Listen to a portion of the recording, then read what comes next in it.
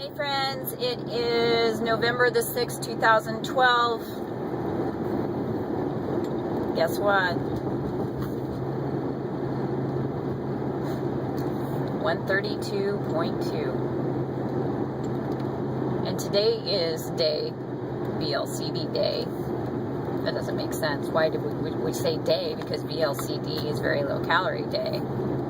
Or is it very low calorie diet and then I add day? Babbling. Today is day 32 and I am 132.2. And so, because I am so pissed and I'd like to really say what's on my mind, but I would more than likely offend at least half of you. Most definitely. I'm going to be strong today for the rest of you that are out there facing a stall or a goose egg. And I'm going to be happy for those of you that are releasing and stabilizing and follow my own advice and just take what is given to me. And then in the very back of my mind is that damn mental game of how could I possibly not be releasing any weight with the amount of food that I am eating and what I'm eating. And why does my body like this number so much? I mean, really? Why? I don't get it. All that blah, blah, blah yesterday about set points and how important they are. And I wake up this morning and I swear to God, if there wasn't a screen on my window and I could fit my scale out of that bathroom window, I'd have sent that happy smiling scale like a frisbee and just toss that bad boy. But then I'd have to go get it because tomorrow I'm going to need it. So anyway, that's where I'm at today. Short and sweet. I think I may be a Faye queen again today. And that's off protocol because it's really only 2 days that I've been stuck at this number, but I've seen this number before, and I saw a lower number 2 days ago, and I only have 8 days left. There's one more variable here. My good old friend ovulation should be here in 4 days if I'm on track. And I typically will stabilize during ovulation. I don't usually have trouble during Tom. I'm one of those, we're all like 50-50, and some of us unfortunately get it coming and going. I am approaching ovulation and more than likely will have a little bit of trouble this week. And then that leaves me till Wednesday. So I'm kind of trying to figure out when to end my round. I really only want to do the 40 or so days, but I also don't want to end until ovulation is totally done. And I'm not too worried about P3. I know a lot of you newer or, even just a one round under your belt are freaking out about going into P3 over Thanksgiving. And just remember, you are in control of what you put in your mouth. And it a lot of the stuttering, hello. A lot of us have posted vlogs about how it's not necessary to reward ourselves with food in order to be thankful and just spend time with family. And yes, there are many recipes out there that you can cook and add. Some of us aren't going to be in control of the menu. And just remember, it's one day in the scheme of things. 1 day out of the year, and you will make the choice to do whatever it is that you choose to do. And then the next day, it doesn't mean it's a free-for-all slide right into the new year and your next round. It's going to get really dark in here now. It means get back on track the very next day. I mean, I just had a conversation with my oldest daughter before she got out of the car this morning.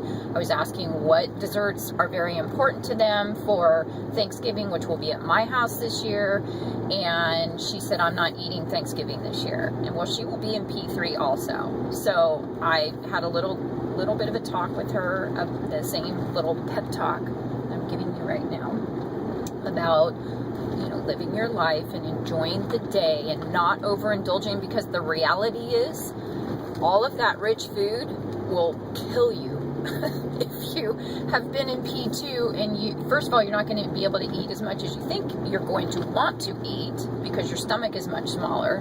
And second, your body can only take so much after living as clean as it's been living if you're on the P2. And the next day is another day to get back on track. And so if that means, you know, going back to P2 style eating for a few days to not correct, but to clean yourself out, fine, you know, and think about what is the most important thing that you really like. And that's why I ask my girls that. What is your favorite part of Thanksgiving? And they all have a different answer. It's all, you know, one of them, it's mashed potatoes. And I make to die for mashed potatoes with whipped cream and a lot of butter, and that's her thing. That's when she said, forget dessert, bring on the mashed potatoes and gravy.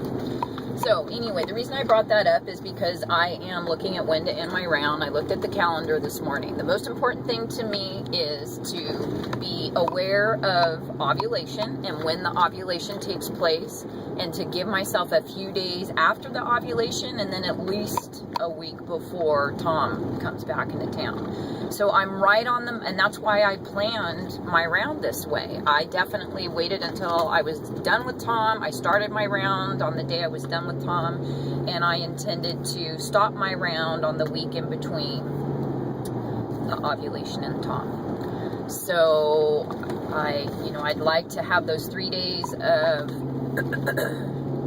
coming off the drops under my belt and make sure that, you know, I at least got that part stable. And, you know, I have that goal weight in mind, and mind over matter. I really believe, like, if you haven't seen Happy Conscious Gal and her journey, she was very mentally into each and every one of her rounds. And she had this whole mantra that she chatted to herself about loving the fat and releasing the fat. And see, you know, I wake up and I look at that fat and I say, damn, I hate you, go away. So I'm feeling like I'm not going to hit my goal. My goal was 125 because I only have 8 days left, and that's not realistic. And I'm not going to do corrections and apple days and Faye days and all of that. And I'm not going to starve myself or, you know, to reach that goal. I'm just going to continue going in the direction I've been going and eating the way that I'm eating. And at this point, my hope is that I do at least reach the new decade. That is a reasonable goal to consider. But if I get stuck at this number, then I have to readjust my goals and remember that this is for a reason. I don't understand it. I don't know why, and I can't overanalyze it. But if it's like Missy, if it's where I'm going to stabilize and it's really that strong, then it's better than stabilizing at 138 to 140 like I did in my last round, which was a failure. It'd be nicer to stabilize under 130, but I may end up just having to stabilize at 130 to 132. So I've got this mental, I'm just going through all sorts of crap. And I'll get through it, and I feel stronger. I feel strong, and I'm okay. I hate it. I really, really would like to tell you how I really feel about it, but I think there's many of you out there that understand and know. And again, don't go telling me that I'm at a normal weight and this is the right place to stop, because I did what SoCal Plum called NOS this morning. That's called Naked on the Scale. And I have a full-length body mirror. God, where am I? 9 minutes already? I have a full-length body mirror right next to the scale, and I was checking out that abnormal fat this morning. And so I'm not where I need to be, and I am going to just take what is given to me by those HCG gods and goddesses, and I'm going to keep marching forward. So those of you out there that